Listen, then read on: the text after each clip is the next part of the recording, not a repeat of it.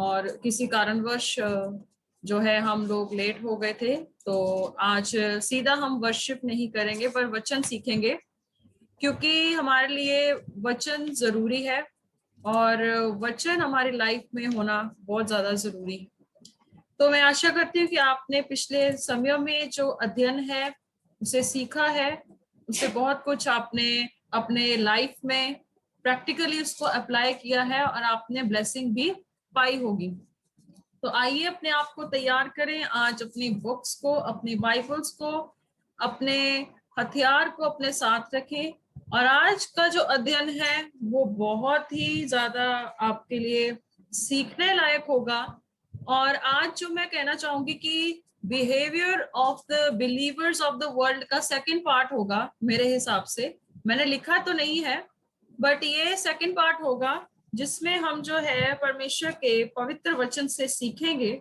सो कई लोग नहीं जुड़ पाए हैं, इसका कारण मैं नहीं जानती, लेकिन जैसे जैसे हम मीटिंग में बढ़ते जाएंगे तो हम आगे सीखते रहेंगे। तो ये मैं आशा रखती हूँ कि आप सब जन जो है खुदा के कलाम के लिए तैयार होंगे। सो आइए आज हम बढ़ते हैं आगे परमेश्वर के वचन से। Study on the Paul's letter to the church of Ephesus. इफिसुस के चर्च को पौलुस के पत्र पर अध्ययन इफिसियों। आज जो हम अध्ययन शुरू करने वाले हैं वो बहुत ही स्टार्टिंग में तो बहुत अच्छे से स्टार्ट होगा, ये आगे जाके काफी कैच करेगा स्पीड को, आगे जाके ये काफी जो है कैच करेगा कि हमें क्या जीवन जीना चाहिए, हमारा क्या अस्तित्व है, हमारा क्या पर्पस है, हमें क्यों ये मसीही जीवन को जीना है और इस मसीही जीवन में हमें क्या कुछ सहना पड़ता है, क्या कुछ हमें नहीं करना है, डूज एंड डोंट्स आज हमें पता लगेंगे पवित्र शास्त्र से। सो आज की जो शुरुआत है वो यहाँ से करेंगे, एक ज्योति की संतान बनो, be a child of light. So आज हम जानते हैं कि ये जो अंधकार का राज्य, अंधकार का जो सिस्टम है, शैतान का, इब्लीस का सिस्टम जो है, ये बहुत ही ज्यादा जो है हम कह सकते हैं खतरनाक है, बहुत ज्यादा घातक है, बहुत ज्यादा निराशाजनक है और बहुत सारे लोगों को इस राज्य में खींचने में शैतान सफल हो रहा है। बहुत सारे लोगों को नरक की ओर धकेलने के लिए लूसीफर अपनी चालाकी को बहुत अच्छे से खेल रहा है। ये जो इब्लीस है, ये पुराना सांप जिसको कहा जाता है, ये कोई मामूली सा नहीं है, ये कोई नया नहीं है, ये बहुत ही पुराना, बहुत ही चालाक और बहुत ही अपने आप को क्या है, ऐसे अपने आप को प्रेजेंट करता है कि वो जैसे बहुत ही ज्यादा वो है। एक्सक्यूज मी,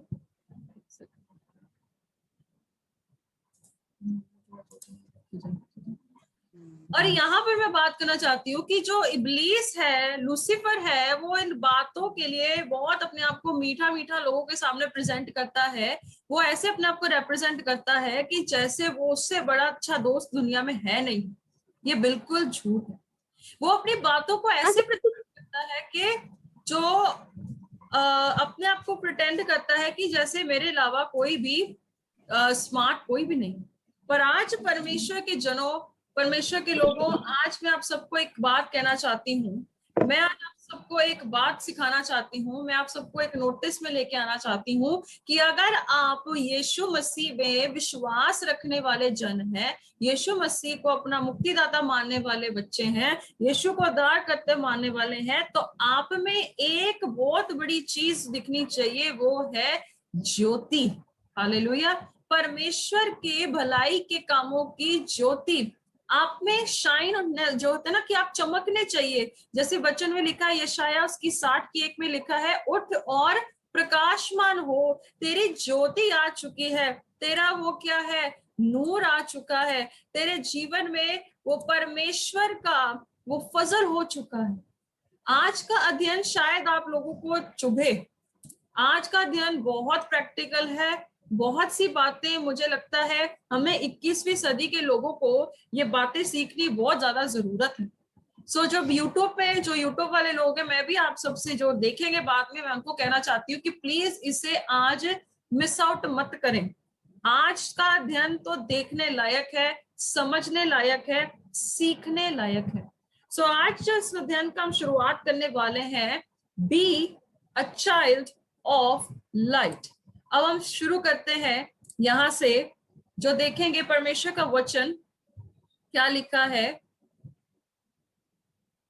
यीशु ने यूहन्ना 8:12 में, तब यीशु ने लोगों से कहा, जगत की ज्योति मैं हूं, जो मेरे पीछे आना चाहे, जो मेरे पीछे हो लेगा, वो कभी भी अंधेरे में नहीं रहेगा। जो मेरे पीछे चलेगा वो अंधेरे में नहीं चलेगा, परंतु जीवन की ज्योति पाए। मैंने स्टार्ट कहां से किया था कि हमें ज्योति की संतान बनना है, और यीशु मसीह भी बोल रहा है, जो मेरे पीछे चलना चाहता है वो जीवन की ज्योति को पाएगा। जीवन की ज्योति का स्टार्टिंग कैसे कर सकते हैं? जीवन की ज्योति पाने का मतलब है कि आप अपने पाप के बंधनों में, पाप वाले जीवन में, जहां आपको लगता है कि मेरे साथ क्यों ऐसा हो रहा है, मैं किसकी गिरफ्त में हूं, मैं किसके पीछे चल रहा हूं, मेरे जीवन में कौन सी ऐसी परेशानियां जो मुझे दिन रात तंग करती है, उसके पीछे का मकसद क्या है, डायरेक्शन क्या है, मुझे कहाँ जाना है। पर यीशु मसीह कहता है, मैं जगत की ज्योति हूं, और जो मेरे पीछे चलेगा, जो मुझे फॉलो करेगा, वो कभी भी अंधेरे में नहीं रह सकता है। हालेलुया। जो प्रभु यीशु के पीछे चलता है, जो खुदा की नूर में चलता है, जो उसकी ज्योति में चलता है, परमेश्वर कभी भी उसे अंधेरे में रहने नहीं दे सकते। इसका मतलब वो आपको शैतान के हाथों में हमेशा के लिए छोड़ नहीं सकता। पर अफसोस, आज मैं ये बात कहने से बिल्कुल डरती नहीं कि आज की कलीसिया, आज के लोग जो उसके नाम से कहलाते हैं, वो शैतान के हाथों में अभी भी फंसे हुए हैं। चाहे वो यीशु का नाम लेते हैं, चाहे वो खुदा को उचारते हैं। अब हम लोग, मैं बहुत जगह देख रही हूँ, बहुत सी चर्चेस अब एन रूडली, बहुत ही डायरेक्टली परमेश्वर के वचन को प्रचार करने लगे हैं, बहुत ज्यादा बोलबाले से प्रचार कर रहे हैं। पहली सदी में आप क्या कर रहे थे जब इन चीजों की जड़ें बढ़ने लगी? मैं किसी को सुबह समझा रही थी कि जब हम अपने घर में कभी भी पौधा लगाते हैं, मान लीजिए अगर हम अपने घर में एक प्लांट को लगाते हैं, जब हमारे पौधे के आसपास झाड़ी लगने लग जाती है, वीड लगने लग जाती है, क्या आप अपने पौधे के साथ उस झाड़ी को लगे रहने देते हैं, या उस वीड को, उस झाड़ी को शुरू में उखाड़ देते हैं? ऑब्वियसली हम उसे शुरू में उखाड़ देते हैं। क्यों उखाड़ देते हैं? क्योंकि हमें मालूम है कि वो झाड़ी हमारे पौधे को क्या करेगी? नुकसान पहुंचाएगी। हालेलुया। वो हमारे पौधे को क्या करेगी? नुकसान पहुंचाएगी। तो तभी ये आज के समय में जो आज के लोग जो बहुत बोलबाले से प्रचार करते हैं, जो यहाँ पर मैं बताना चाहती हूँ कि आप जो है इस चीज का ध्यान दें कि आप किसको फॉलो करते हैं, आप किस जगह पर लगाए गए हैं। जरा चेक करें कि आपकी झाड़ी कौन सी वो झाड़ी है, वो आपको नष्ट करने के लिए झाड़ी है, उसे उखाड़ना आपके लिए बहुत ज्यादा महत्वपूर्ण है। हालेलुया। तो मैं फिर से पीछे एक स्लाइड लेके जाना चाहूंगी, वहां पे हम देखेंगे B a child of light. यहाँ पे लिखा है कि ज्योति की संतान बने। हमें अंधकार की संतान बनना है कि ज्योति की संतान बनना है? आज आपके लिए क्वेश्चन है। तभी मैंने बोला था कि 5वां अध्याय आप घर से पढ़ के आए। आप क्या ज्योति की संतान है या अंधकार की संतान है? दूसरा कुरिन्थियों में भी उसकी 4:4 में लिखा है कि जो संसार का सरदार है, उसने आंखों को लोगों के क्या कर दिया है? अंधा कर दिया है, लोगों को भरमाने में डाल दिया है, लोगों को डिस्ट्रैक्ट कर दिया है। आगे जब आप कॉन्टेक्स्ट पढ़ते, वहां लिखा है क्यों किया है?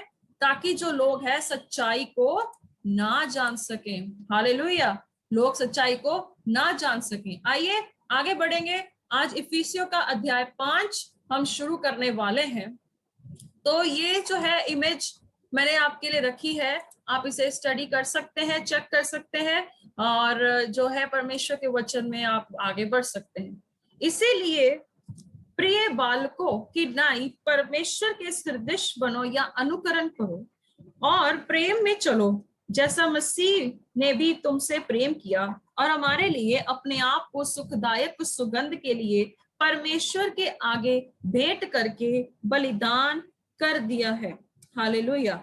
अब हम यहाँ से देखेंगे कि परमेश्वर का वचन क्या लिखता है। जब आप भजन संहिता उसकी 40 की 6 आयत पढ़ते हैं, मैं आपके लिए निकालती हूँ, वहां पर हम वचन को देखेंगे कि भजन संहिता उसकी 40 की 6, वहां पर वचन क्या लिखा है। ये उसी महायाजक की पदवी को जब हम स्टार्ट करते हैं, जब हमें यहाँ वचन पता लगेगा तो हम यहाँ से देखेंगे, लिखा है, मेल बलि और अन्न बलि से तू प्रसन्न नहीं होता, तूने मेरे कान खोद कर खोले हैं, होम बलि और पाप बलि तूने नहीं चाहा। पहले के समय में प्रभु यीशु मसीह के बलिदान से पहले परमेश्वर को होम बलि, मेल बलि, परमेश्वर ऐसी चीजों की रिक्वायरमेंट नहीं करते थे। यहाँ तभी दाऊद लिखता है, कहता है मेल बलि और अन्न बलि तुझसे तो वो तुझे प्रसन्न नहीं करते, नहीं तो मैं क्या था तुझे दे देता।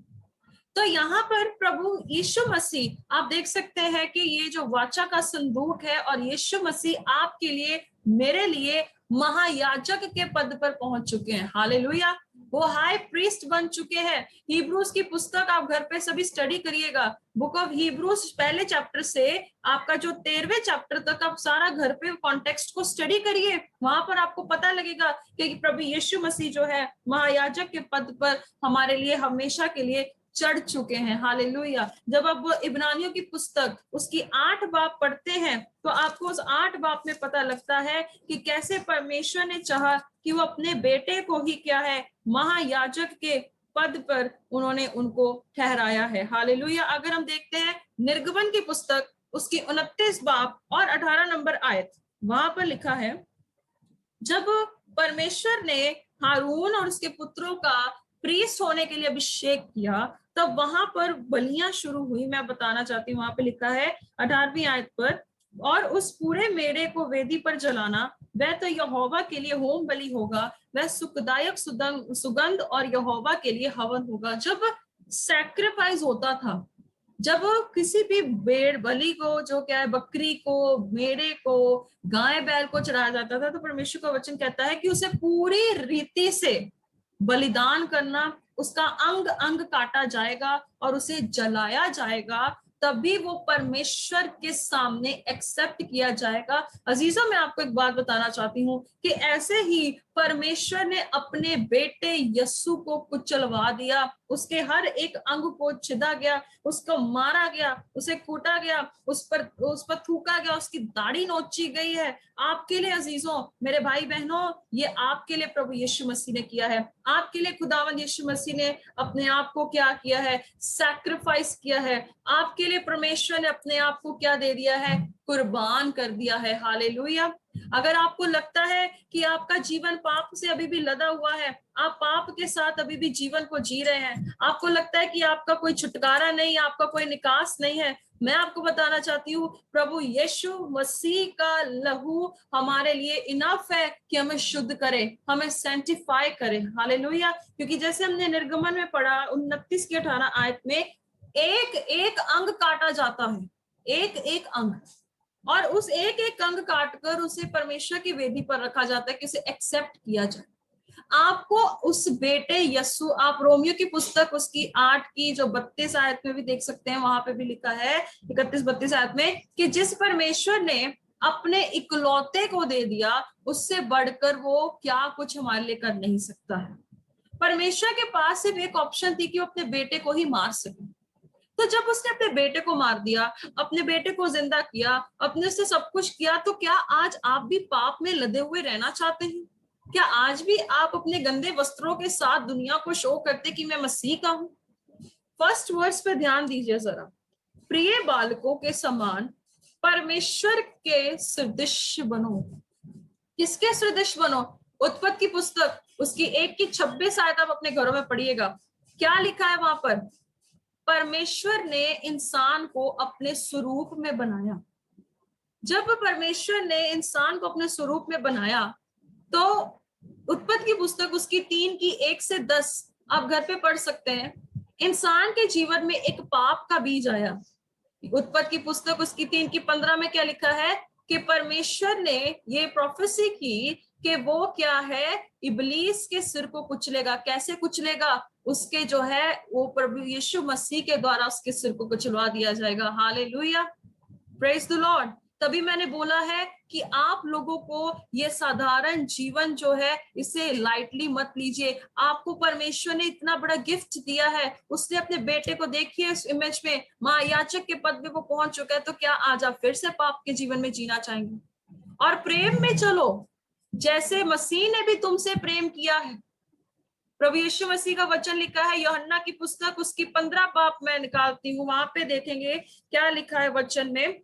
पहला जो अपना यूहन्ना की पुस्तक उसकी 15, वहां पर देखेंगे 15 आयत में हम देखेंगे।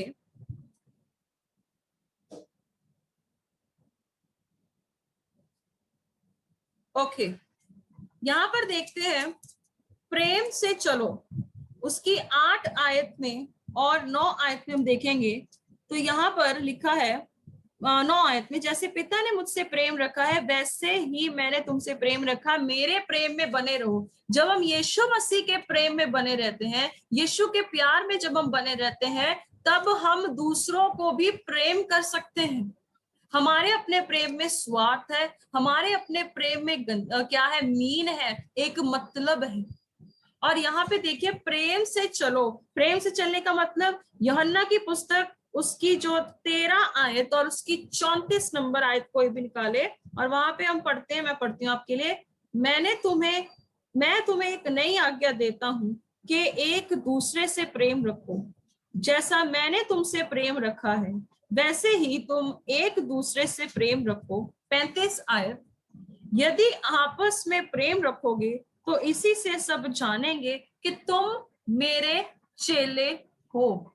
अब मुझे बताइए, यहाँ पर यीशु मसीह ने कहा कि जब तुम चमत्कार करोगे तब तुम मेरे चेले दिखोगे, प्रोफेसी करोगे तब चेले दिखोगे। जब आप क्या है गलत गलत चीजों को करोगे तब तो लोग ऐसे अपने आप को प्रभु यीशु का शो करते कि जैसे उन्होंने कभी गुनाह किया ही नहीं होता। तो बाइबल बताती है कि यदि आपस में प्रेम रखोगे तब तुम मेरे चेले पहचाने जाओगे। हालेलुया। पहला यूहन्ना उसकी 4 की 8 में क्या लिखा है?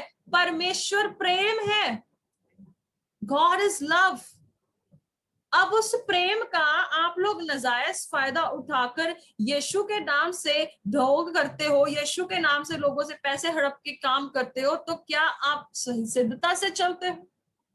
बाइबल बताती है हमारी सिद्ध चाल कब दिखती है। यहाँ पे लिखा है जब हम एक दूसरे से प्रेम करते हैं। हालेलुया, एक दूसरे के साथ हम प्रेम में बने रहते हैं। और बाइबल बताती है हमारे लिए अपने आप को सुखदायक सुगंध के लिए परमेश्वर के आगे भेंट करके बलिदान कर दिया है। यहाँ पर देख रहे बलिदान कर दिया का मतलब इट इज फिनिश्ड, ये खत्म हो चुका है। आज भी यीशु क्रूस पर नहीं है अजीजों। आप उसकी इमेजेस, उसकी फोटोज को, क्रूस पर चढ़े हुए यीशु को आज आप वैसे ना देखें। बाइबल बताती है कि उसका बलिदान हो चुका है, it is done, it is finished. Hallelujah, वो खत्म हो चुका है। मत्ती की पुस्तक उसके मत्ती नहीं, मरकुस की पुस्तक उसकी 16 की 19 में जब हम देखते हैं, यहाँ पे आई बिलीव वही वर्स होनी चाहिए, मैं आपको बताती हूँ कि जहां पर प्रभु यीशु मसीह स्वर्गरोहण में, वही वर्स होगी।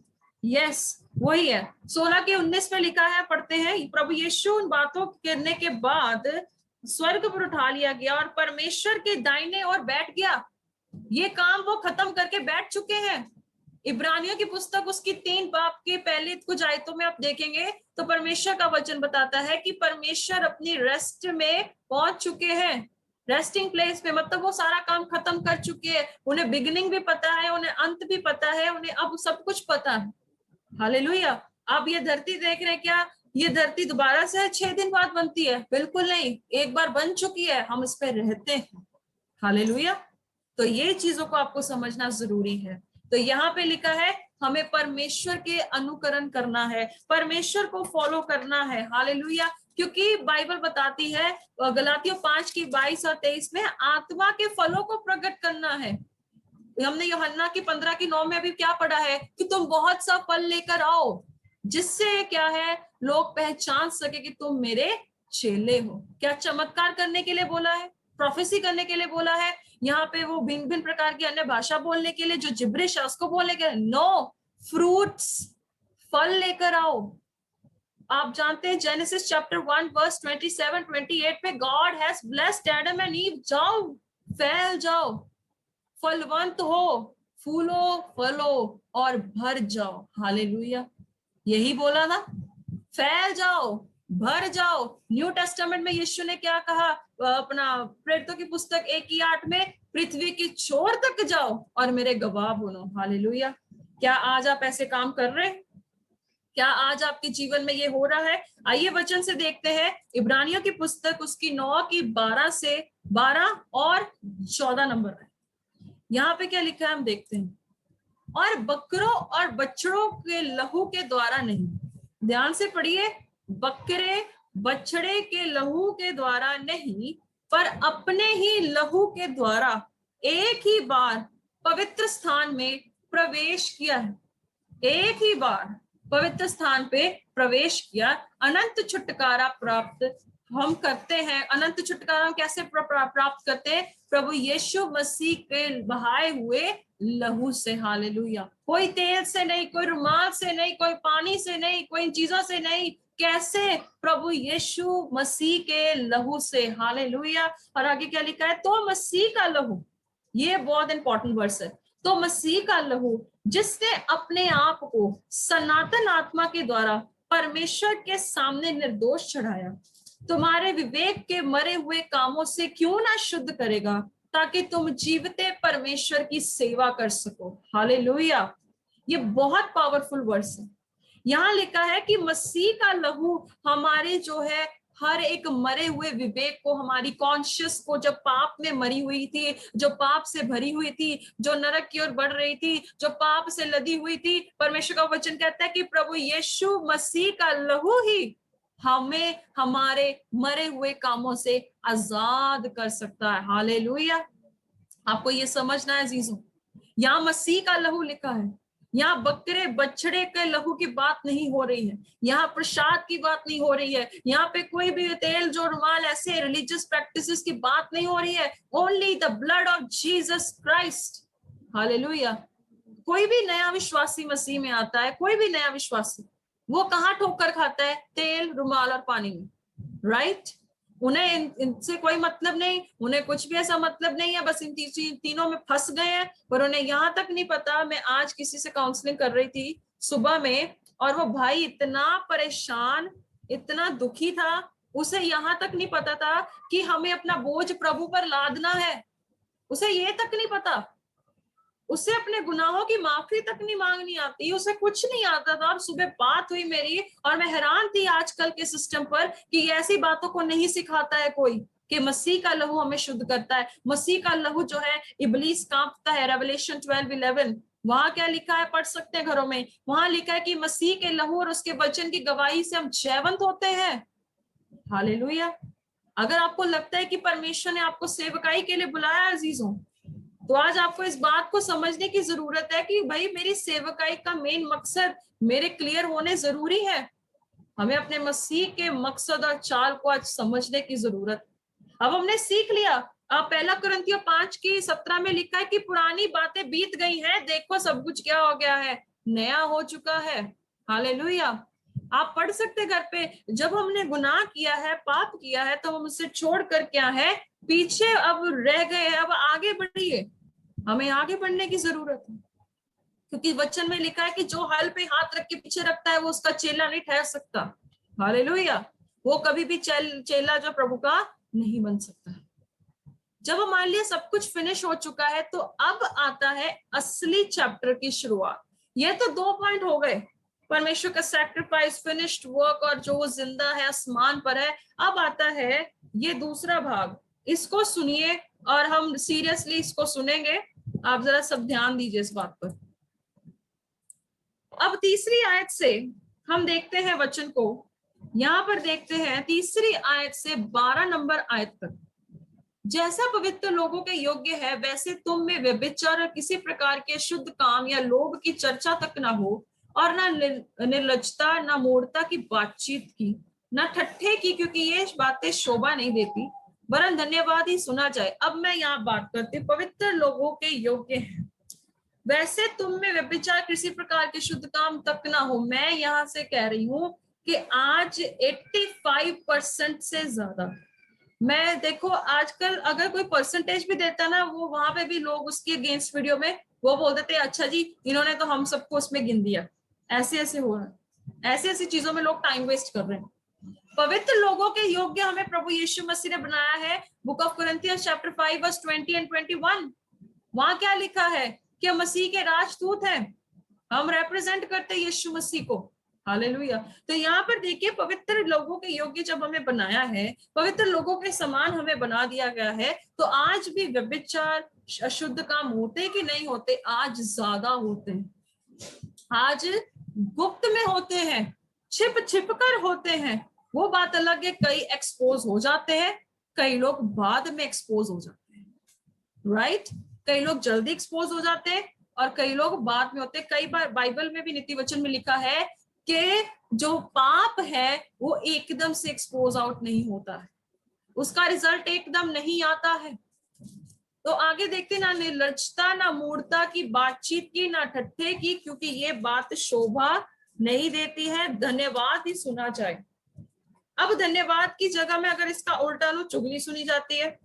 चर्च में बैठे हुए लोग एक दूसरे के बारे में खुसफुस करते हैं, अरे ये नया व्यक्ति आया है, इसने नए कपड़े डाले हैं, इसके बाल कितने यंकी टाइप हैं, सिर के बाल खड़े रहते हैं टावर की तरह। अरे इन बातों की चर्चा में आपको परमेश्वर का धन्यवाद करना चाहिए। अजीज, परमेश्वर का वचन कहता है कि हमें पवित्र लोगों के समान बनाया गया है।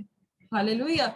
अगर मैं आपको एक और रेफरेंस देती हूँ तो आपको पता लगेगा कि परमेश्वर ने हमारी क्या पोजीशन दी है। परमेश्वर ने हमें किस बात के लिए ठहराया है?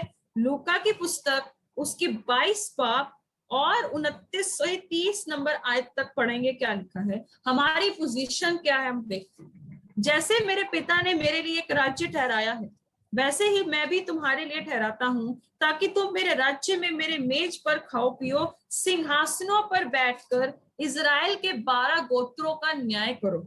अब मुझे बताइए, जब परमेश्वर ने हमें इतनी बड़ी पोजीशन दी है न्याय करने के लिए 12 गोत्रों का, आप देखते हो रेवलेशन की पुस्तक में भी जब आप घर पे पढ़ोगे 20 आयत को, वहां पर लिखा हुआ है कि जो सिंहासनों पे बैठ के लोग न्याय करते हैं गोत्रों का।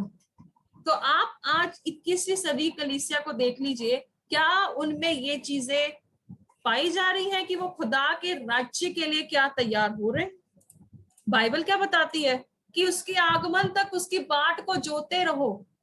1 थेसलोनियंस चैप्टर 1 वर्स 10 पढ़ सकते हैं, प्रभु यीशु के आने की बाट जोते रहो। अब यहाँ पर क्या पौलुस डांट लगा के बोलता है, अरे आप में ये चीजें पाई जाती हैं, इनका जिक्र तक नहीं करना है। आगे देखिए 5 नंबर आयत में क्या लिखा है, क्योंकि तुम ये जानते हो कि किसी व्यभिचारी, अशुद्ध जन, लोभी मनुष्य की व्यभिचार जो मूर्ति पूजक के बराबर है, मसीह और परमेश्वर के राज्य के मिरास नहीं है। हालेलुया। वो क्या है? अब देखिए यहाँ पर लिखा है कि तुम जानते हो। आज सब जानते हैं कि व्यभिचारी, व्यभिचार करना, जो ड्रिंक करना, अशुद्ध काम करना, ऐसे लोगों की संगतियां ना करना बाइबल में लिखा है कि ना करो, पर आज भी लोग करते हैं। क्यों करते हैं? पहला यूहन्ना 5:19 पे क्या लिखा है? संसार किसके हाथ में है? दुष्ट के हाथ में है, लूसीफर के हाथ में आज भी है। लोगों को लगता है कि वो आसानी से निकल जाते हैं, पर बाइबल बताती है कि व्यभिचार से बचे रहो।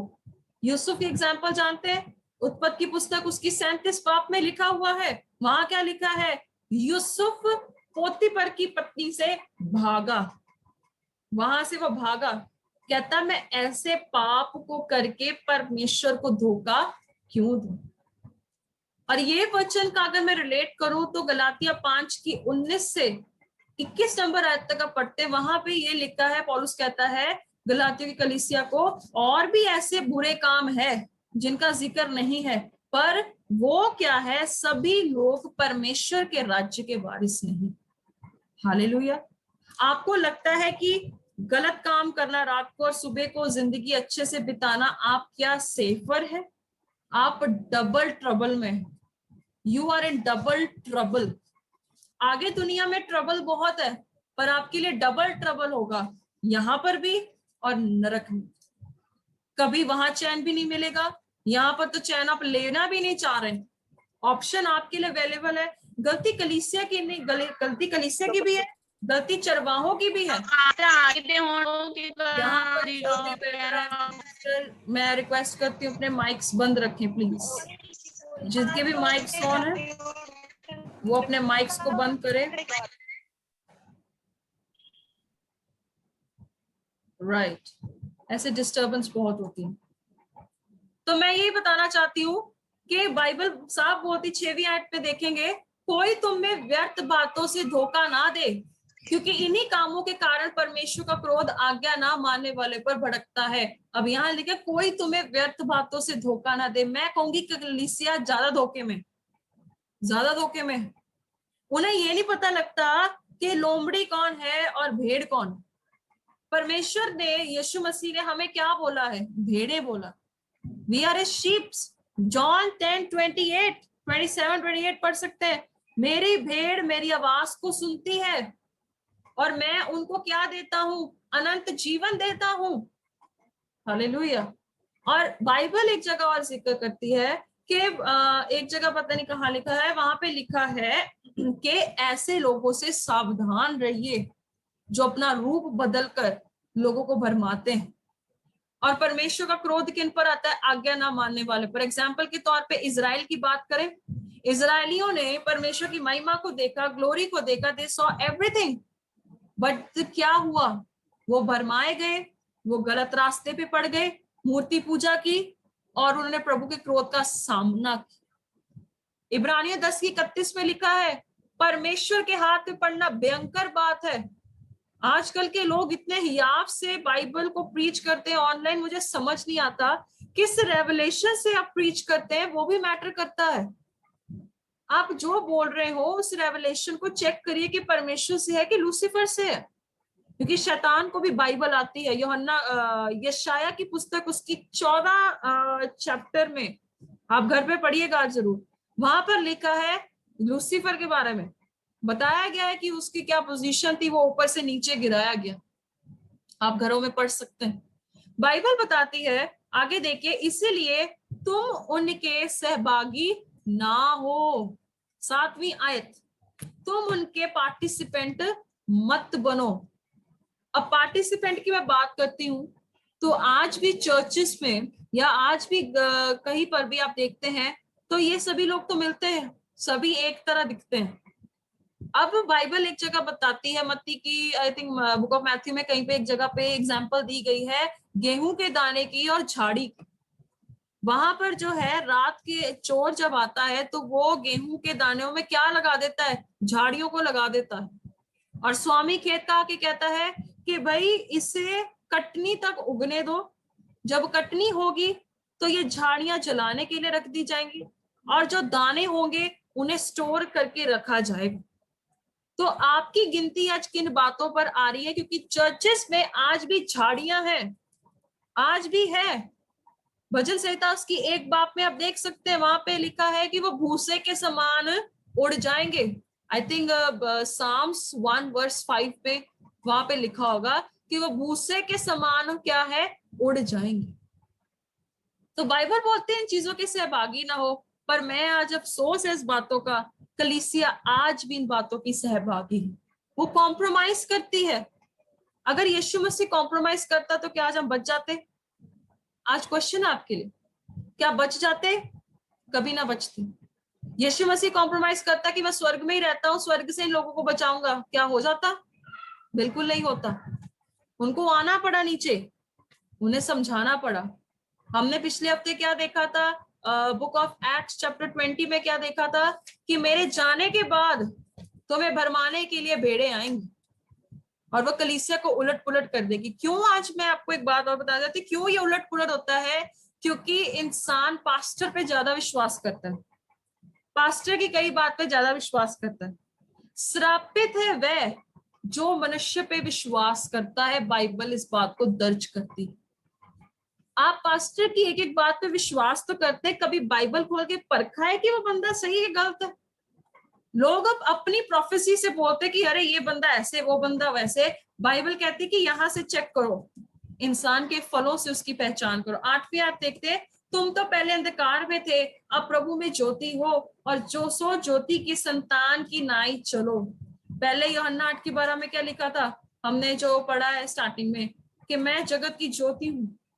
मत्ती की पुस्तक उसकी 5 में लिखा है एक जगह पे, तुम जगत की ज्योति हो, तुम्हारे भले कामों से स्वर्गीय पिता की महिमा हो। अगर चर्च का कोई विश्वासी सिगरेट पीता हुआ सड़क के किनारे खड़ा हो और गैर विश्वासी देख के बोले अरे ये नाम में तो मसीह कहलाता है, पर वो खा गया ना ठोकर, बंदा ठोकर खा। हम लोग ज्योति की संतान के लिए प्रकट हुए हैं ताकि हमारे द्वारा कोई ठोकर ना खाए, हमारे द्वारा कोई नरक ना चला जाए। हालेलुया। तो बाइबल में क्या लिखा है एक जगह पे, बुक ऑफ लूक में, आई बिलीव सो 17 चैप्टर में, आई बिलीव सो वहां पर होना चाहिए, I will check it out. Yes, वहीं पर लूका की पुस्तक उसकी 17:1 में लिखा है, उसने अपने चेलों से कहा हो नहीं सकता कि ठोकरे ना लगे। यीशु मसीह की स्टार्टिंग देखिए, इट्स इम्पॉसिबल कि ठोकरे ना लगे, ठोकर तो लगेगी, परंतु हाय उस मनुष्य पर जिसके कारण वे आती है। चाहे वो आपका पहनावा हो, चाहे वो आपका बोलना हो, चाहे वो आपका किसी भी प्रकार का कोई भी काम क्यों ना हो, पर बाइबल बताती है हाय उस मनुष्य पर जिसके कारण वो ठोकर लगती है। अब आप सोचिए, बहुत से पास्टर्स, बहुत से प्रॉफिट्स, बहुत से इवेंजलिस्ट, बहुत से प्रभु के कहने वाले लोग ठोकर का कारण बन रहे हैं। मैंने ऐसी ऐसी एग्जांपल्स देखी हैं जहां पे लोग अब बैकस्लाइड करने लगे हैं, उनका विश्वास ठंडा पड़ चुका है और वो पीछे हट चुके हैं। मत्ती की पुस्तक उसकी 24 बाब और उसकी 8, 9, 10 आयतों में लिखा है बहुत से ठंडे पड़ जाएंगे। क्यों ठंडे पड़ेंगे? अधर्म बढ़ जाएगा जी। आज भी तो अधर्म बढ़ा है जीसो, पर बाइबल बताती है आपको चमकना है। आइज़िया चैप्टर 60 आप घर पे पढ़ लीजिएगा, वहां पे लिखा है कि अंधेरा बढ़ता जाएगा पर यहोवा की रोशनी तुम पर प्रभुता करती है। हालेलुया। 9वीं आयत में देखेंगे, क्योंकि ज्योति का फल सब प्रकार की भलाई, धार्मिकता और सत्य है। क्या है? धार्मिकता, भलाई और सत्य है। और यहाँ पे ज्योति के फलों के बारे में हम जानते हैं कि भलाई, धार्मिकता, सत्य है। यीशु मसीह में क्या है? धार्मिकता भी है, भलाई भी है, सत्य भी है, जीवन भी है, क्योंकि वो खुद धार्मिकता था। अब आप गलातियों की पुस्तक उसकी 3 बाब पढ़ लीजिएगा। 3 बाब में एक जगह लिखा है, वहां पर एक वर्स होगी, मुझे एग्जैक्टली याद नहीं है कहाँ पे, हाँ उसकी 13 नंबर आयत, 13 से 14 नंबर आयत में क्या लिखा है कि प्रभु यीशु मसीह जो थे श्रापित बने, और जब वो श्रापित बने तो जो क्रूस पे लटकाया जाता है वह श्रापित है। पर यहाँ पर लिखा है कि यीशु मसीह के द्वारा हम अब्राहम की वंशज बनते हैं। अब हम देख सकते हैं कि परमेश्वर ने अब्राहम से प्रॉमिस किया दैट यू विल बी आप है वहां पे रीच करोगे, प्रॉमिस लैंड में रीच करोगे, आपको ब्लेसिंग मिलेगी। पर नए नियम में प्रभु यीशु मसीह के द्वारा हमें अब्राहम के वंशज बनाया जाता है। हालेलुया। आपको बहुत बड़ी पोजीशन दी गई है चीजों, इसलिए दी गई है कि आप अपने स्वार्थ से काम करें। अगर किसी गरीब को कोई देख लेता है, गरीब का कोई भी बेचारा भूखा होता है, उसको लोग लात मार देते हैं। विश्वासियों की भी बात करें, वो भी लात मार देते हैं उन्हें, पर ये आपके ज्योति के कामों को प्रकट नहीं करते। आप लाखों लाख रुपया वर्शिप सॉन्ग निकालने के लिए लगा देते हो, कभी 10 अनाथ बच्चों की सुधी लेकर देखो परमेश्वर कैसे खुश दिखते। हालेलुया। ये चीजें करके देखिए। आप अपनी एचडी वीडियो बनाने के लिए, मिलियंस व्यूज को पाने के लिए लाखों पैसे खर्च देते हैं, पर बाइबल बताती है तुम्हारे ज्योति के काम नहीं है, ये अंधकार के काम। लूसीफर भी तो बहुत चालाक है ना, उससे दिमाग को भरमा दिया। आगे देखिए, और ये परखो कि प्रभु की क्या इच्छा है, प्रभु को क्या भाता है। बेस्ट एग्जाम्पल है यीशु मसीह की। यीशु मसीह ने कहा कि पिता अगर तू चाहे तो ये कटोरा मुझसे हटा ले, फिर भी मेरी नहीं पर तेरी मर्जी पूरी हो जाए। हर बात में परमेश्वर की इच्छा को प्रकट किया। लाजर की एग्जाम्पल लेते हैं, जॉन चैप्टर 11 में जब हम घर पे पढ़ते हैं, वहां पर देख सकते हैं कि यीशु मसीह एकदम वहां पे नहीं किया, 4 दिन बाद किया, परमेश्वर की प्लानिंग में। वहां पे एक स्क्रिप्चर है, वहां लिखा है कि ये परमेश्वर की महिमा के लिए होना है, परमेश्वर के काम की महिमा और पुत्र की महिमा हो। हालेलुया। हनोक परमेश्वर के साथ चला, अब्राहम परमेश्वर के साथ चला, मूसा परमेश्वर के साथ चला। जब वो लोग परमेश्वर की इच्छा में चलते थे, तो आज हम लोगों को क्या हो गया?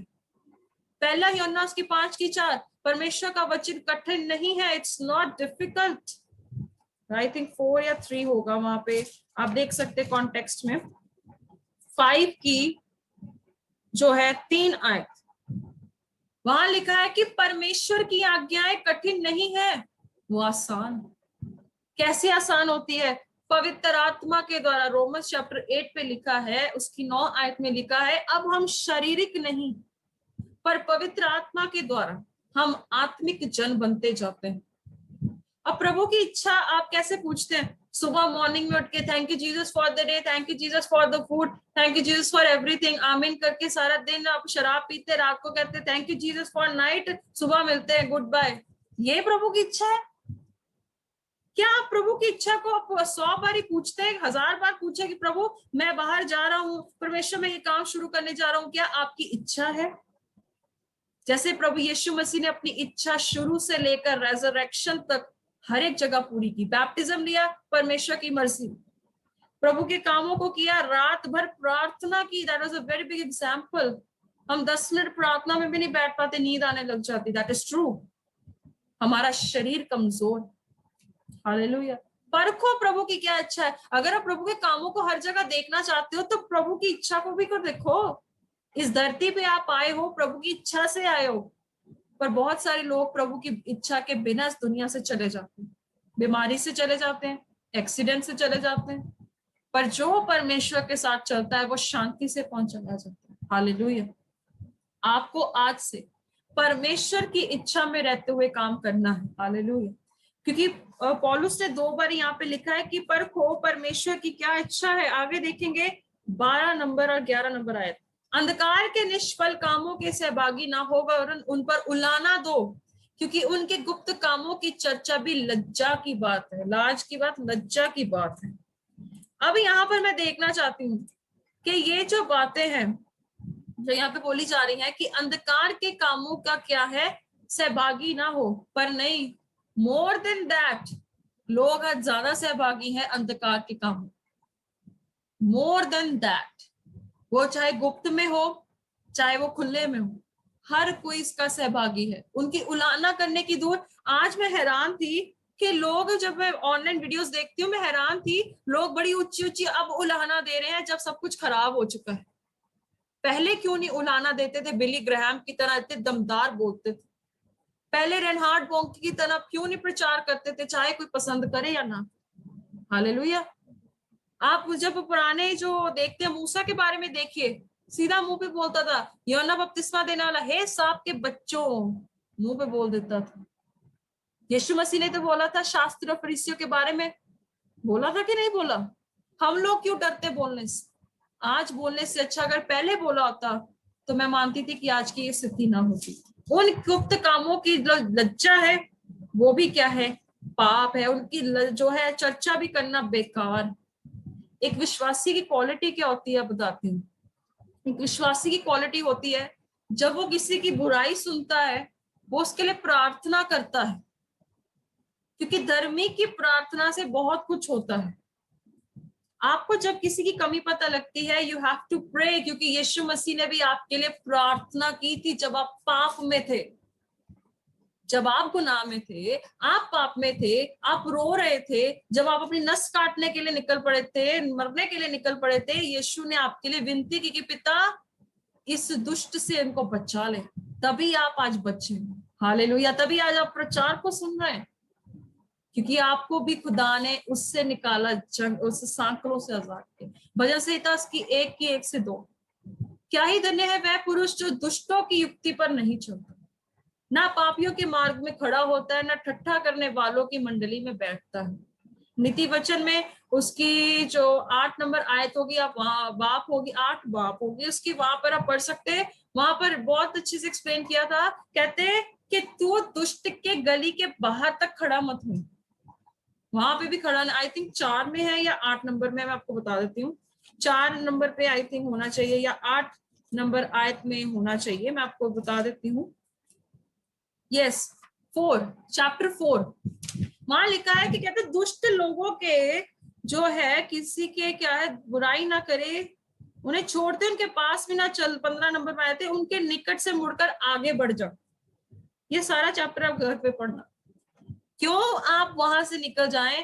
ताकि आप ठोकर ना खाएं। हालेलुया। ना ठट्ठा करने वालों की मंडली में बैठता है, वह तो यहोवा की व्यवस्था से प्रसन्न रहता और उसकी व्यवस्था पर रात दिन ध्यान करता रहता है। कुलुस्सियों की पुस्तक उसकी 3 की 16 में लिखा है, वचन को आप पढ़ लीजिए, कोई बात नहीं, वचन को अधिकाई से अपने मन में बसने दो। और वहीं पर लिखा है, आगे जाके आप ऊपर पढ़ सकते हैं कि हमारा जो पवित्र चाल चलन, वो धार्मिकता, सत्य, ये सब चीजें हम पे होनी चाहिए, और किन अंगों को हमें काटना है। और बहुत से आजकल प्रचारक मैं सुनती हूँ, बहुत सारे लोग सुनते हैं जो लोगों को अट्रैक्ट करने के लिए सेवा करते हैं। पौलुस बड़े डांट ला के बोलता है, यदि मैं अब भी मनुष्य को प्रसन्न करता रहता हूं तो मसीह का दास नहीं, मसीह का दास नहीं। बहुत से लोग, बड़ी बड़ी पत्नियों के लोग यही रहने वाले हैं, यहीं पे रह जाएंगे वो लोग। रैप्चर में यहाँ पे बहुत सारी भीड़ रह जाएगी, लेफ्ट ओवर्स यहाँ पर रह जाएगी। अब हम देखेंगे यहाँ पर पौलुस की एग्जाम्पल जो यहाँ पर अब दे रहा है, पहला कुरिन्थियों 5 की 6 से 8 नंबर आयत, बड़े ध्यान से देखिएगा। आपको वहां पर दिया है खमीर, ईस्ट और अनलेवेंड ब्रेड। अनलेवेंड ब्रेड मतलब अखमीरी रोटी।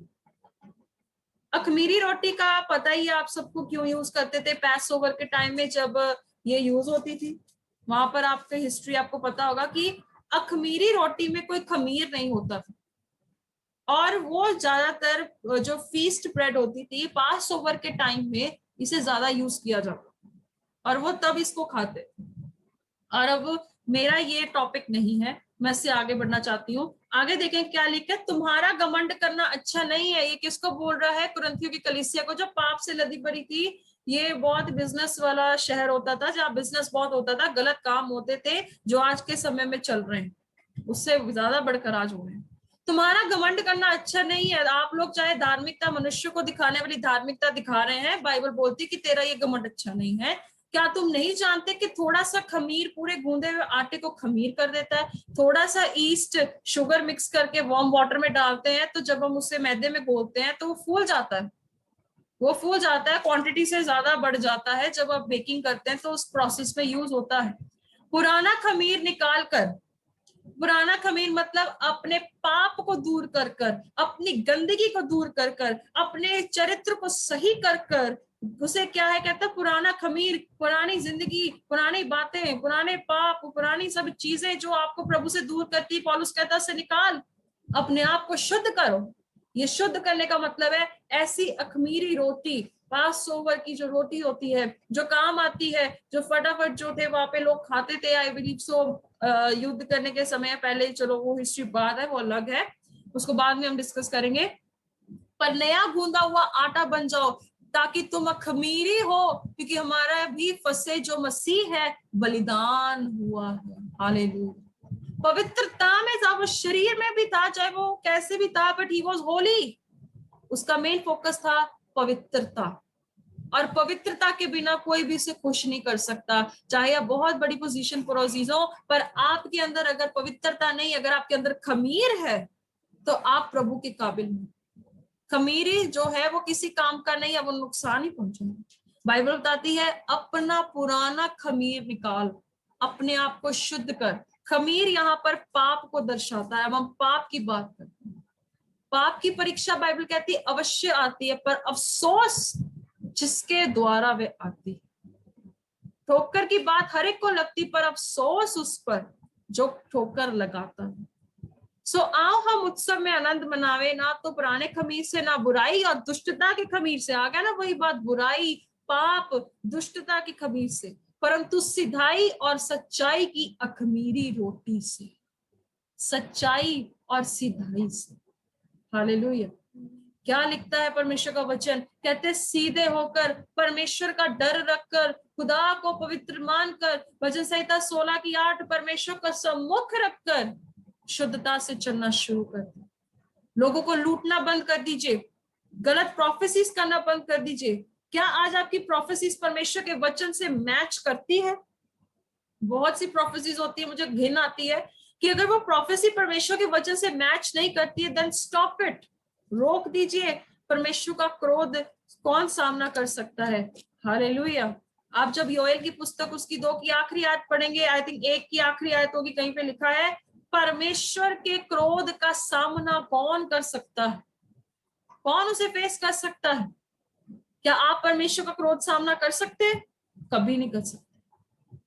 तो ये चीजें जो परमेश्वर को पसंद नहीं, आज इसे दूर कर दीजिए। आप देखते हैं मत्ती की पुस्तक उसकी 25 से 31 से 32 नंबर आयत, जब मनुष्य का पुत्र अपनी महिमा में आएगा, सब स्वर्ग दूत उसके साथ आएंगे, तो वह अपनी महिमा के सिंहासन पर विराजमान होगा और सब जातियां उसके सामने इकट्ठी की जाएंगी। और जैसा चरवाहा भेड़ों को बकरियों से अलग कर देता है, वैसा ही वह उन एक दूसरे से अलग करेगा, और वह भेड़ों को अपनी दाहिनी ओर और बकरियों को बाईं ओर खड़ा करेगा। अब आप यहाँ सोच रहे होंगे बकरी कौन है और भेड़े कौन? मैंने पहले बताया था, बकरी वो है जो मैं करती है, मैंने ये चमत्कार किए, मैंने इतनी भीड़ ली है, मैंने 3 एकड़ की जमीन ली है, मुझे लोग जानते हैं, मेरी चर्च 4th पोजीशन पे आ गई है, जिनके 1.5 लाख से ज्यादा गिनती है। बाइबल कहती है कि ऐसी बकरियां अलग की जाएंगी। और भेड़े जो परमेश्वर के साथ हम्बल है, परमेश्वर जो चरवाहा है उनका, उनकी लाठी से उनको तसल्ली मिलती है, जो चारा उन्हें देती है उससे संतुष्ट होती है। परमेश्वर का वचन कहता है वो मेमने परमेश्वर के दाहिने ओर पहुंचेंगे। अब आपकी गिनती कहां पर है? बहुत सारे लोग पास्टर के कारण धोखा खा रहे, ठोकर खा रहे हैं, सब कुछ कर रहे हैं, पर आपको ये जानना जरूरी है अजीजों, वो बकरियों की गिनती में आते हैं जो खुद नरक जाएंगे और बहुत बड़ी भीड़ को नरक में ले जाएंगे। बहुत सी भीड़। जब यीशु कहता है मैंने तुम्हारे लिए जगह तैयार की है, मेरे पिता के घर में बहुत से मकान, तो आप उस चीज का एडवांटेज क्यों नहीं लेते हैं? पर बाइबल बताती है आपको भेड़ों की तरह अपने आप का इनकार करना होगा, अपने आप को सबमिट करना होगा। जब ऊन कतरने का समय आएगा तो you have to be silent, चुप रहकर परमेश्वर की इच्छा में ढल जाइए। जब एक शीप का वूल काटा जाता है, वो चुप रहती है, उसे कोई मतलब नहीं, वो चुप रहती है, वो अपना जैसा वो चरवाहा करता है उस पर वो विश्वास करती है भेड़। तो क्या आज आपको अपने चरवाहे पे विश्वास नहीं? चाहे 15 साल विश्वासी हैं, क्या आज आपको विश्वास है कि प्रभु आपको चंगा कर सकता है, खुदावंद काम कर सकता है? इन बकरियों पे विश्वास किया हुआ ना आप लोगों ने, तभी आप ठोकर खाते। इन बकरियों को छोड़ दीजिए। अब आगे बढ़ते हैं 13 से 21 नंबर आज तक क्या लिखा है। यहाँ पर लिखा है 13 पर, जितने कामों के लाना दिया जाता है वह सब ज्योति में क्या होते हैं? प्रकट होते हैं, क्योंकि जो सब कुछ को प्रकट करता है वह क्या है? ज्योति है।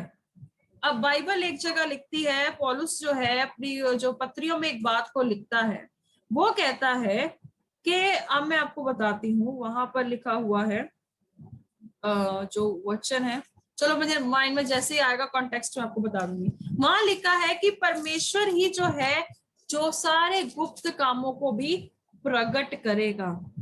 वो परमेश्वर है जो सारी चीजों को प्रकट करने वाला परमेश्वर है। तो आगे देखेंगे जिन कामों को लाना दिया जाता है वे सब क्या है? ज्योति से प्रकट होते हैं। ज्योति कौन है? यीशु मसीह आएगा, न्याय करेगा, हर पोथी खोली जाएगी, हर एक चीज खोली जाएगी। रेवलेशन चैप्टर नंबर 20, वहां पर आप देख सकते हैं सारे जो मुर्दे लोग थे, जो पानी में चले गए, जो आग में जलाए गए हैं, जो गाड़े गए, वो सब जिंदा होंगे और उनका न्याय किया जाएगा। अब यहाँ लिखा है सोने वाले जाग और मुर्दों से जी उठ, तो मसीह की ज्योति तुझ पर चमकेगी, इसलिए ध्यान से देखो कि कैसी चाल चलते हो। अब आज देखने की जरूरत है। अगर आप गुप्त में कुछ ऐसे गुनाह करते हैं तौबा कर लीजिए। हर गुप्त काम प्रकट किया जाएगा, हर एक गुप्त काम, चाहे गुप्त में व्यभिचार करते हैं, गुप्त में गलत काम करते हैं, गुप्त में सिगरेट पीते हैं, गुप्त में शराब पीते हैं, या कुछ भी करते हैं, हर एक चीज प्रकट होगी। और बाइबल एक जगह लिखती है, रेवलेशन चैप्टर 3, बाइबल कहती है अपने नंगेपन को ढांप ले, अपने नंगेपन को ढांप। नंगेपन का मतलब क्या है? आपके सारे पापी जीवन प्रकट हो जाएगा, आपका गुनाह वाला जीवन प्रकट हो जाएगा। और जो प्रभु यीशु मसीह के वस्त्रों को पहने हुए, यीशु को पहने हुए होंगे, वो नंगे नहीं पाए जाएंगे। और वो नंगे लोग जो क्या खड़े होंगे परमेश्वर के सामने न्याय देंगे, वो पाप से भरे हुए लोग होंगे। आत्मिक तौर से देखेंगे, वो पाप से लदे हुए लोग होंगे। और हमारा न्याय कैसे होगा जीजो? क्या हमने अपने आप को ढांपा है? यीशु मसीह के वस्त्रों से हमने आपको ढांपा है, वचन से अपने आप को ढांपा है, खुदा की पवित्रता से हमने अपने आप को कवर किया है कि नहीं किया है? अजीजों, ये सोचने की जरूरत। निर्बुद्धियों के नाई नहीं, परंतु बुद्धिमान के नाई चलो।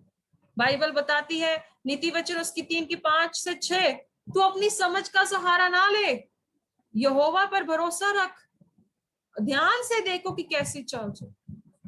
अपनी चाल में क्या आज आपने क्या मिलाया है? गलत लोग भी रखे हैं, शराबी लोग भी रखे हैं, इंटरेस्ट लेने वाले लोग रखे हैं, झूठे लोग रखे हैं, हर एक के साथ आप उठते बैठते हैं। तो कैसी चाल चल रहे हैं? हाँ, निर्बुद्धियों की तरह चलते हैं। यीशु मसीह ऐसे लोगों को नहीं ढूंढ रहा है जो निर्बुद्धि होके अनजान बन के चलते रहे, अरे प्रभु ये कैसे, अरे प्रभु वो कैसे। No no no, God is looking for दोस्त जो बुद्धिमान हो, क्योंकि बाइबल लिखती है कि हम शैतान की चालों से अनजान नहीं। और अवसर को बहुमूल्य समझो, क्योंकि दिन बुरे हैं। बहुत से लोग ठोकर खाए हुए हैं, बहुत ज्यादा ऐसे ऐसे लोग ठोकर खा चुके हैं कि मैं बता नहीं सकती। क्योंकि जो वचन को प्रेजेंट करता है, जब मैं खुद आपके सामने वचन प्रेजेंट कर रही हूँ, जब मैं आज आपके सामने खुद वचन बता रही हूँ, तो मैं भी आपके सामने अपने आप को ऐसा प्रेजेंट कर रही हूँ जो बिब्लिकली है, जो बाइबल के अकॉर्डिंग, और बाइबल को ही मैं आपके सामने प्रेजेंट कर रही हूँ। अवसर को बहुमूल्य समझो, क्योंकि दिन क्या है? बुरे हैं। इस कारण निर्बुद्धि ना हो, ध्यान से समझो कि प्रभु की इच्छा क्या है। अब आपको बार बार पौलुस बोलता है, understand what God is pleased with. परमेश्वर को क्या पसंद है? परमेश्वर को पसंद है सबसे पहली चीज पवित्रता ही, होलीनेस। 1 पीटर चैप्टर 1:16, पवित्र बनो क्योंकि मैं पवित्र हूं। यस, सही है कि गलत है? परमेश्वर का बोलता है पवित्र बनो क्योंकि मैं पवित्र हूं। एक जगह पे पतरस की पुस्तक लिखता है, वो कहता है कि परमेश्वर ने हमें क्यों बुलाया है? पवित्र होने के लिए बुलाया है। आई थिंक थेसलोनियंस में वहां लिखा हुआ है कि परमेश्वर ने हमें क्यों बुलाया है? पवित्र होने के लिए बुलाया है, अपवित्र होने के लिए नहीं बुलाया है चीजों। तो इसीलिए आज इस बात को आप समझ लीजिए कि आज आप कैसी चाल चलते हैं। यहाँ पे लिखा हुआ है पहला थिस्सलुनीकियों उसकी 4:7 आयत में लिखा है, क्योंकि परमेश्वर ने हमें शुद्ध होने के लिए नहीं परंतु पवित्र होने के लिए बुलाया। अब आपको लगता है कि आपकी पोजीशन बहुत बड़ी है और बहुत डेंजरस भी है, आपको समझना होगा। इस कारण आगे लिखे, दाखरस के मतवाले ना बनो क्योंकि इससे लुचपन होता है, आत्मा से परिपूर्ण होते जाओ। दाखरस का मतलब, यहाँ पे बहुत सारे लोग इसकी डॉक्ट्रिन्स बनाते हैं, हम इसमें इन्वॉल्व ज्यादा नहीं होना चाहते। आत्मा से परिपूर्ण होते जाओ। 1 थेस्सलोनियंस में आई थिंक लिखा होगा, do not quench Holi spirit. हमने इफिसियों की 4 में भी पढ़ा था, वहां पर भी लिखा हुआ था पवित्र आत्मा को शोकित ना करो। 30 आयत में हम उसको शोकित ना करें पर उससे परिपूर्ण होते जाएं। हालेलुया। क्योंकि 1 Corinthians chapter 3:16, you are the temple of spirit. और बाइबल कहती है कि जो आत्मा से भरा होता है वो क्या करता है? आपस में भजन गाओ, स्तुति गान करो, आत्मिक गीत गाया करो, अपने अपने मन में प्रभु के सामने गीत गाते और कीर्तन करते रहो, उसका धन्यवाद करते रहो, उसकी स्तुति करते रहो, उसको शुक्रगुजारी करो कि खुदावंद तूने सच्चाई मुझ पर प्रकट की। और ये मत कहिए कि मैंने पाप भी करना है, मैंने गलत काम भी करने हैं। मैंने शिमशोन के बारे में जानते हैं आप सब लोग? शमशोन की, सैमसन की लाइफ क्या थी? पाप में भी था, परमेश्वर भी था, पाप में भी था, परमेश्वर भी था। जब दोनों दो पीढ़ी में पैर रखे, अंत में उसकी मौत कैसे हुई आप सब जानते हैं।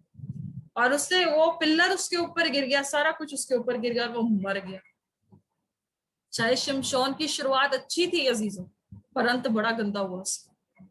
फलिस्तीनी के साथ लिविंग रिलेशनशिप में रहा, और वहां लिविंग रिलेशन में रहते हुए परमेश्वर ने बोला था कि इसको ऐसे हाथों में मत सौंपना, इसके दुश्मनों से, इसकी जो उनकी बेटी से विवाह मत करना। पर शमशोन की चली, वो दलीला के साथ फंस गए। आज भी बहुत सारे जवान लड़के दलीला के साथ फंसे हुए। इजबेल वो स्पिरिट है, वो सारी स्पिरिट्स काम करती हैं उनमें, लड़कों में भी लड़कियों में। तभी बहुत सारे जवान गुप्त में ऐसे काम करते हैं। हमें बाहर से दिखने में बड़े सुंदर लगते हैं, पर गुप्त में भी वो, ये शायरन को पता है मैं उसके साथ बहुत स्ट्रिक्ट हूँ, मैं मुंह में बोल देती हूँ उसको, पर उसके लिए आगे जाके ठोकर नहीं लड़की खाएगी। इसको पता है मेरा फ्यूचर सिक्योर करने के लिए मुझे दीदी डांटते भी हैं, क्योंकि जब तक हम बच्चे को डांटेंगे नहीं तब तक ये पता नहीं लगा कि वी रियली लव देम और नॉट। अगर मैंने एंडेयर करती रहूंगी, पैम्पर करती रहूंगी, ये फिर ये लोग डर नहीं रखेंगे कभी। सो डांट भी जरूरी है। अपने बच्चों को डांटा करे गलत काम में, never support them for the wrong things. और मसीह के भय में एक दूसरे के अधीन रहो। यहाँ माँ बाप के अधीन कोई बच्चा नहीं रहना चाहता, कोई कलीसिया पास्टर के अधीन नहीं रहना चाहती, उस पास्टर के अधीन रहिए। यिर्मयाह उसके 3 चैप्टर में एक जगह लिखा है, मैं तेरे मन के अनुकूल तुझे चरवाहे दूंगा। हालेलुया। परमेश्वर से मांगे, प्रभु मुझे अच्छे चरवाहे दीजिए, मुझे अच्छे लोग दीजिए। अगर आपको ये अच्छी लगती है संगति, तो तभी आप लोग आते हैं एवरी वीक, क्योंकि परमेश्वर के अनुकूल है सब कुछ, परमेश्वर के कंट्रोल में है सब कुछ। क्या लिखा है? मसीह के डर से। और नीति वचन उसकी 1:6-7 में लिखा है, परमेश्वर का डर मानना बुद्धि का आरंभ है, is the beginning of wisdom. यह अय्यूब 28:28 में लिखा है, परमेश्वर का भय मानना यही बुद्धि है, बुराई से दूर रहना यही समझ है। हालेलुया। अब देखते हैं इब्रानियों की पुस्तक उसकी 10:26 से 27 नंबर आए। क्योंकि सच्चाई को पहचान प्राप्त करने के बाद यदि हम जानबूझकर पाप करते हैं, तो पापों के लिए फिर कोई बलिदान नहीं। हाँ, दंड का एक भयानक बाट जोना और आग के ज्वलन बाकी है, जो विरोधियों को भस्म कर दे। विरोधियों को भस्म करेगा जीजो, चाहे कोई भी क्यों ना हो। अगर आप कलीसिया को नरक की ओर धकेल रहे हैं, परमेश्वर आपको आज भी मौका दे रहा है, रिपेंट कर लीजिए, वापस आ जाए। अगर आप किसी के साथ झूठ बोलते हैं, धक्कारी करते हैं, मकारी करते हैं, वट एवर यू डू, परमेश्वर आपको मौका दे रहा है, रिपेंट कर लो। क्योंकि बाइबल में लिखा है कि अगर जानबूझ के आप पाप कर रहे हो, जानते हो, बाइबल पे पीछे क्या देखा था हमने, ये जानते हो कि वे बेचारी मूर्ति पूजक प्रभु के साथ नहीं जा सकते, तब भी जानते हुए तब भी इनके साथ फ्रेंडशिप करते हो, तो फिर कोई सैक्रिफाइस बचा नहीं। क्या बचा है? आग बची है, जो शैतान के लिए, एक जगह बहुत अच्छा लिखा था, रेवलेशन 20 में बहुत अच्छा लिखा है, शैतान और उसके दूतों के लिए आग तैयार की गई, वो उसमें वो लोग भी जाएंगे। आगे देखेंगे, वचन से आगे देखेंगे, बहुत अच्छा वचन आगे है, ये बहुत अच्छा चैप्टर है। 2 Thessalonians chapter 2, very nice chapter. इसे आप जरूर पढ़ें, मेडिटेट करें हमारे साथ, और आपको पता लगेगा। हे भाइयों, अब हम अपने प्रभु यीशु मसीह के आने और उसके पास इकट्ठे होने के विषय में तुमसे विनती करते हैं। किसको विनती कर रहा है पौलुस? थिस्सलुनीके की कलीसिया को। जब इस थिस्सलुनीकियों के बारे में हम पढ़ेंगे ना, बहुत इंटरेस्टिंग चैप्टर्स हैं। 1 Thessalonians, 2 Thessalonians is very learning, बहुत प्रैक्टिकल।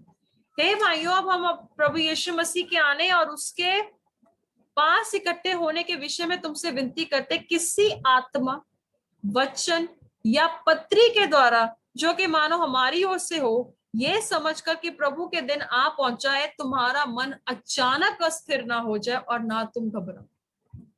अब हम लोग यीशु मसीह के आने की बाट अब से जो रहे हैं, हम अभी से वेट कर रहे हैं ना यीशु मसीह की, हम अभी से तैयारी कर रहे हैं ना यीशु मसीह के आने की। बाइबल कहती है कि जब यीशु मसीह प्रकट होगा तो तुम डर मत जाना, तुम घबरा ना जाना। पर मैं आपको एक बात बताना चाहती हूँ, बहुत सारे लोग उस दिन छाती पीटेंगे, कहेंगे तू वापस आया क्यों? होगा ना ऐसा एक दिन? क्यों होगा? क्योंकि उन्हें पता है कि हमने तैयारी ही नहीं की। 5 मूर्ख कवारियों की तरह तेल नहीं भरा मशकों में।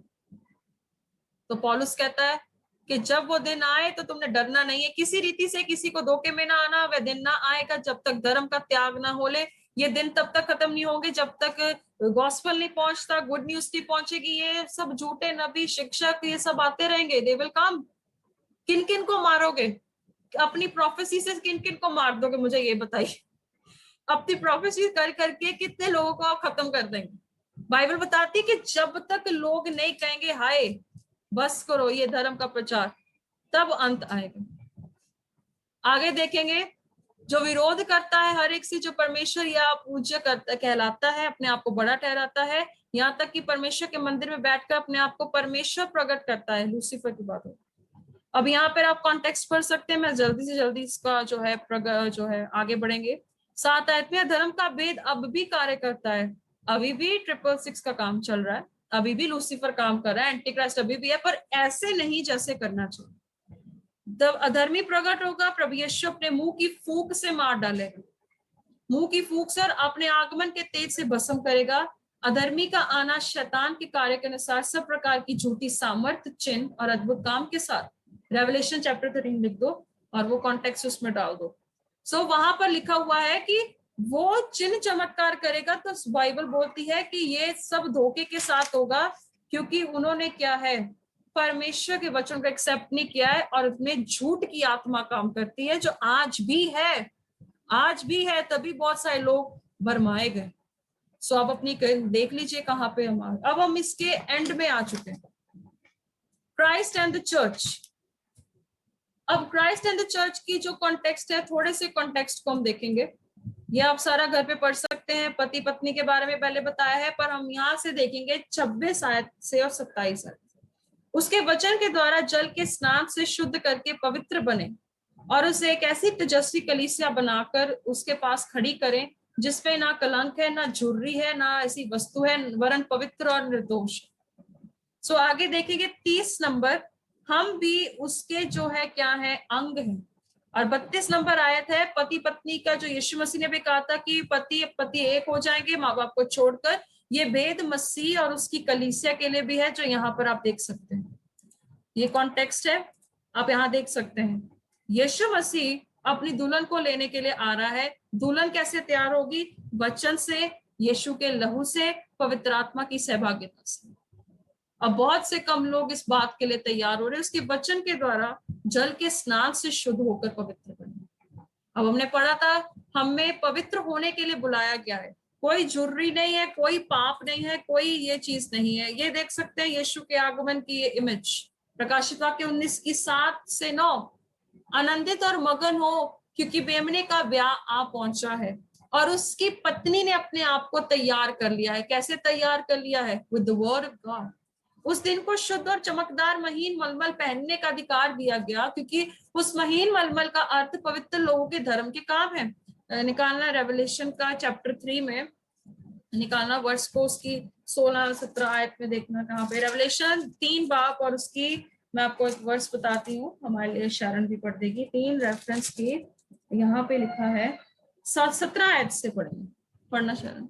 तू कहता है कि मैं धनी और धनवान हो गया हूँ, और हाँ। मुझे किसी वस्तु की घटी नहीं, और ये नहीं जानता कि तू अभागा और तुच्छ और कंगाल और अंधा और नंगा है। अंधा और नंगा। आगे, इसीलिए मैं तुझे सम्मति देता हूँ कि आग में ताया हुआ सोना मुझसे मोल ले, कि तू धनी हो जाए, और श्वेत वस्त्र ले ले कि पहनकर तुझे अपने नंगेपन की लज्जा न हो, और अपनी आंखों में लगाने के लिए सुरमा ले कि तू देखने लगे। अब देखिए यहाँ पे प्रभु यीशु मसीह का निकालना, रेवलेशन 16 की 15 निकाल के रखना। वहां पे लिखा हुआ है, यहाँ पे लिखा है यीशु मसीह रिक्वेस्ट कर रहे हैं अपनी दुल्हन को। यहाँ किसकी बात हो रही है? विश्वासियों की। अविश्वासियों की बात नहीं हो रही है, विश्वासियों की बात हो रही है।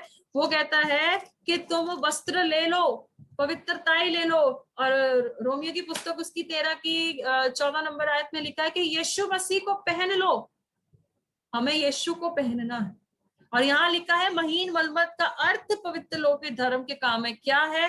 फल। आगे पढ़ेंगे, देखिए क्या लिखा है, रेवलेशन 16:15। देख मैं चोर के समान आता हूँ, चोर के समान आता हूँ। धन्य वह है जो जागता रहता है, हाँ, और अपने वस्त्र की चौकसी करता है, अपने वस्त्र की चौकसी करता है, कि हाँ, नंगा ना फिरे, नंगा ना फिरे, और लोग उसका नंगापन ना देखें, और लोग उसका नंगापन ना देखें। यीशु मसीह साफ बात को बोलते हैं। अब आप बता दीजिए ये चीज कैसे यहाँ पर कोई प्रॉब्लम है? ऑलराइट,